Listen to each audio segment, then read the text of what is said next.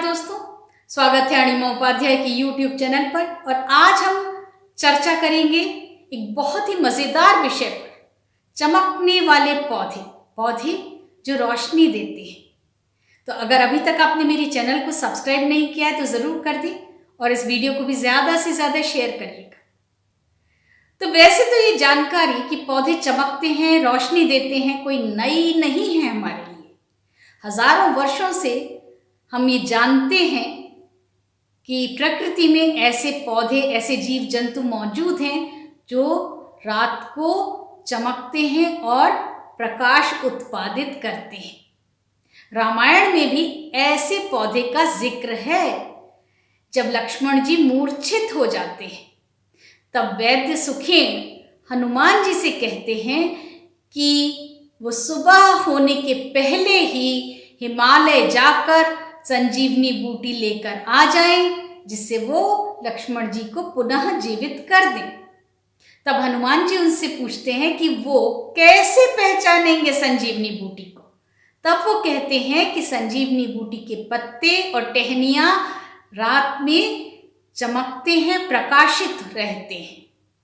तो जब हनुमान जी हिमालय पहुंचते हैं, वहां देखते हैं, ढूंढते हैं संजीवनी बूटी को, तो पाते हैं वहां ऐसी सैकड़ों सी वनस्पतियां हैं जो चमक रही हैं। वो कंफ्यूज हो जाते हैं और पूरा का पूरा पर्वत ही उठा लाते हैं। हमने ऐसे हनुमान जी के चित्र देखे हैं जिसमें वो उड़ते हुए चले आ रहे हैं, एक हाथ में पर्वत को उठाए हुए, जिसपे बहुत सी जड़ी बूटियां चमक पैदा कर रही हैं।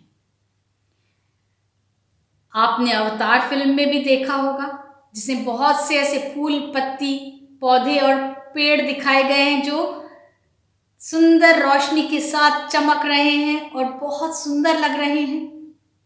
ये तो छोड़िए, आपने खुद जुगनुओं को रात में चमकते देखा होगा, विशेषकर बरसात की रातों में। पेड़ों के बीच में ऐसा लगता है मानो आसमान से सितारे उतर आए हैं। और अगर आप पर्यटन प्रेमी हैं और कहीं आपको समुद्र आकर्षित करता है और आप समुद्र के किनारे गए हों, जहाँ समुद्र बहुत साफ हो और बीच भी बहुत स्वच्छ हो, तो रात में अंधेरे में जब आप रेत पर टहलते होंगे तो कभी कभी आपको रेत जगमग करती हुई दिखाई देती होगी और पानी में भी झिलमिलाहट दिखती होगी।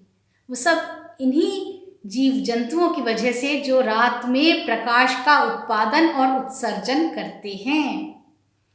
तो जरा सोचिए कि ऐसे पौधे अगर हमारे घर में, सड़कों पर, ऑफिस में लग जाएं, तो हमारी बिजली का खर्च तो बिल्कुल ही नहीं रह जाएगा। बिजली के तारों का जंजाल भी खत्म हो जाएगा और उनको बिछाने पर आने वाला खर्च भी खत्म हो जाएगा। और इस प्रक्रिया को बायोल्यूमिनेसेंस कहते हैं, मतलब पौधों का खुद ब खुद चमकना, जीवों का खुद ब खुद प्रकाश देना बायोल्यूमिनेसेंस कहलाता है। और अधिक अच्छे से समझना चाहें बायोल्यूमिनेसेंस को, तो ये वो प्रक्रिया है, रासायनिक प्रक्रिया है, जिससे जीव प्रकाश का उत्पादन और उत्सर्जन करते हैं। उत्पादन यानी प्रोडक्शन, उत्सर्जन यानी एमिशन। तो क्योंकि ये रासायनिक प्रक्रिया है, इसमें एक विशेष प्रकार की एंजाइम सिस्टम काम करता है। इन जीवों के अंदर एक विशेष एंजाइम सिस्टम पाया जाता है, ल्यूसीफेरेस ल्यूसीफेरिन एंजाइम सिस्टम, और इसीलिए इसे केमिल्यूमिनेसेंस भी कहा जाता है। एंजाइम जीवों में पाई जाने वाली उत्प्रेरक को एंजाइम कहते हैं। उत्प्रेरक माने कैटलिस्ट, इसीलिए इसे केमिल्यूमिनेसेंस भी कहते हैं। उदाहरण मैंने अभी आपको दिए, जुगनू, जिन्हें ग्लोवर्म या फायरफ्लाई भी कहा जाता है। इसके अलावा बहुत सी प्रजाति के बैक्टीरिया, फंगस, मशरूम भी चमक पैदा करते हैं, बायोल्यूमिनेसेंस दिखाते हैं। समुद्र में पाई जाने वाली बहुत सी प्रजातियां, सीवीड वगैरह भी बायोल्यूमिनेसेंस दिखाती हैं, चमक पैदा करती हैं। तो यही बायोल्यूमिनेसेंस अगर हम अपने आसपास पाए जाने वाले पौधों में डाल दें उन जीन्स को डाल दें जेनेटिक इंजीनियरिंग के थ्रू, तो हमारा घर, हमारे बगीचे, हमारी सड़कें स्वयं ही रोशन हो जाएंगी। और ये बेहद मज़ेदार विज्ञान का चमत्कार सिद्ध होगा। लिहाजा वैज्ञानिकों ने इस पर शोध करना, इस पर अध्ययन करना तेजी से शुरू कर दिया। तो उन्होंने सबसे पहले ये जानने की कोशिश की कि ये कौन सी प्रक्रिया के तहत प्रकाश उत्पादित और उत्सर्जित करते हैं। तब उन्होंने क्या पाया कि लूसीफेरस एंजाइम, जो कि उत्प्रेरक है, कैटेलिस्ट है, वो लूसीफेरिन को ऑक्सीडाइज कर देती है ऑक्सीजन और एटीपी की उपस्थिति में, और इसके साथ ही वो एक फोटॉन भी बनाती है। फोटॉन मैं आपको पहले ही समझा चुकी हूँ टेलीपोर्टेशन वाले वीडियो में। हम ये जानते हैं कि प्रकाश दोहरा नेचर शो करता है, दोहरा व्यवहार दिखाता है। कभी तरंग की तरह चलता है तो कभी छोटे छोटे ऊर्जा के पैकेट यानी बंडल के रूप में चलता है, जिन्हें हम फोटॉन या क्वांटम कहते हैं।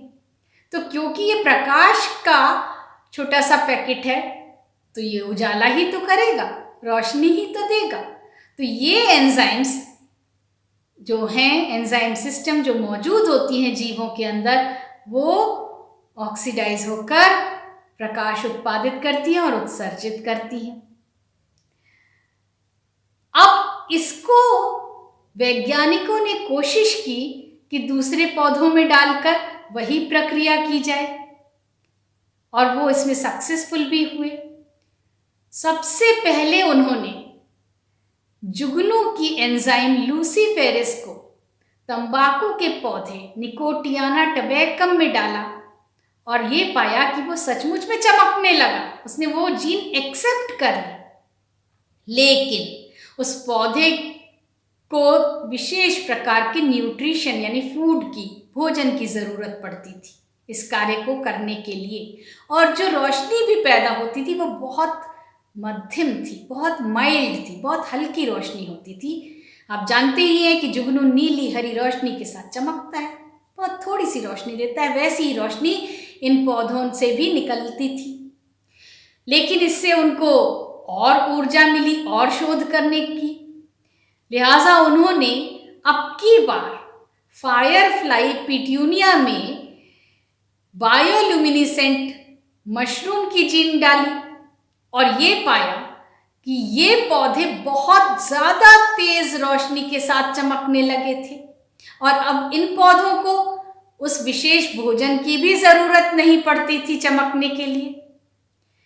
तब वैज्ञानिकों ने इस पर और अध्ययन किया और ये पाया कि मशरूम यानी फंगस, मशरूम भी एक प्रकार का फंगस होता है, उनमें होता है कैफिक एसिड नाम का केमिकल।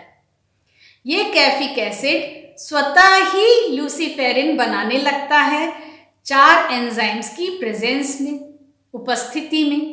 प्रथम 2 एंजाइम्स जो हैं वो कैफिक एसिड को लूसीफेरिन में कन्वर्ट करती हैं। तीसरी एंजाइम लूसीफेरिन को ऑक्सीडाइज कर देती है ऑक्सीलूसीफेरिन में, और इसके साथ ही प्रोड्यूस करती है एक फोटॉन। और चौथी एंजाइम इस ऑक्सीडाइज लूसीफेरिन को वापस कैफिक एसिड में बदल देती है, मतलब कैफिक एसिड पुनः निर्माण हो जाता है। और ये साइकिल जो है वो निरंतर चलती रहती है, और इसमें ना किसी विशेष प्रकार के भोजन की आवश्यकता है पौधे को, और ये तेज रोशनी भी ज़्यादा दे रहा था, 10 गुनी ज़्यादा रोशनी दे रहा था। 1 मिनट में 1 बिलियन फोटॉन ये उत्पादित और उत्सर्जित कर रहा था, जिससे न केवल विजिबिलिटी बहुत ज़्यादा थी, यानी आप सब कुछ आसपास देख सकते थे, बल्कि किताब पढ़ भी सकते थे, इतनी तेज रोशनी ये पौधा दे रहा था। साथ ही ये भी पाया गया कि कैफिक एसिड तो हर पौधे में होता है, क्योंकि कैफिक एसिड से ही लिग्निन बनता है, जिससे रेशे बनते हैं जो पौधे को मजबूती देता है। तो सिर्फ ज़रूरत थी इस जीन को अन्य पौधों में डालने की और होस्ट पौधे को उस जीन को एक्सेप्ट कर लेने की। जेनेटिक इंजीनियरिंग के थ्रू। साथ ही वैज्ञानिकों ने ये भी पाया कि ये जो पौधे थे उनके जर्मिनेशन पर और उनकी ग्रोथ पर भी कोई विपरीत असर नहीं पड़ा। जो नई आने वाली कोपलें थी, पत्तियां थी, फूल और कलियां थी, वो तो ज्यादा तेज रोशनी दे रहे थे और इनका वातावरण पर या अन्य प्रजातियों पर भी कोई विपरीत असर नहीं था। ये बिल्कुल इको फ्रेंडली पौधे थे। हालांकि खर्च अभी काफी ज्यादा था।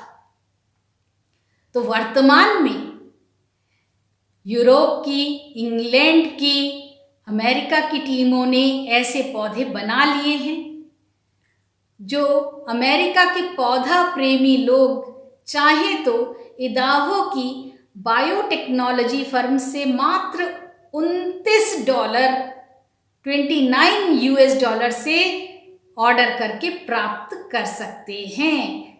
है तो ये काफी खर्चीला अभी, लेकिन इस पर इतना काम चल रहा है कि आगे आने वाले दिनों में, भविष्य में ये पौधे न सिर्फ सस्ते हो जाएंगे बल्कि सहजता से उपलब्ध भी होने लगेंगे। क्योंकि लोकल पौधों में अगर बायोल्यूमिनेसेंस पैदा कर दी जाए तो आसानी से उपलब्ध भी होंगे वो पौधे और सस्ते भी होंगे साथ ही साथ। और जरा सोचिए कि आपकी सड़कों पर बिजली के खंभों की जगह इन पौधों की कतारें होंगी जो दिन में तो वायु को प्रदूषण रहित करेंगी और रात को जगमग रोशनी देंगी। आपके बगीचे न सिर्फ आकर्षक होंगे बल्कि हमेशा रोशन भी रहेंगे, बिना बिजली के खर्च के, बिना बिजली के तारों के। वैज्ञानिक चाहते हैं कि ये रोशनी वो पौधों में और भी तेज कर सके और नीली हरी रोशनी के बजाय और भी अलग अलग रंगों में ये रोशनी को बना सके। ऐसे पौधे ये निर्मित कर पाए जिससे अलग अलग रंगों की रोशनी भी प्राप्त हो सके। साथ ही साथ वो इंडोर प्लांट्स भी बना सके, इस पर भी कार्य कर रहे हैं। और ये भी चाहते हैं कि ये पौधे चाहे तो आप बल्ब की तरह वॉल माउंट कर सकें और चाहे तो अपने टेबल पर टेबल लैंप की तरह रख सकें बिना बिजली के। अगर हमारा घर, हमारा दफ्तर, ऑफिस और हमारी सड़कें, बगीचे सब रोशन हों तो पारंपरिक ऊर्जा के स्रोतों की खपत आधी रह जाएगी, हमारा बिजली का खर्च लगभग निल हो जाएगा। कैसा लगा आपको ये वीडियो? कैसी लगी आपको ये जानकारी? मुझे बिना कंजूसी के कमेंट करके ज़रूर बताइएगा और मेरी चैनल को सब्सक्राइब भी कर दीजिएगा, बेल आइकॉन भी दबा दीजिएगा क्योंकि मैं इसी तरह की मज़ेदार वीडियोस और आपके लिए लाती रहूँगी। धन्यवाद।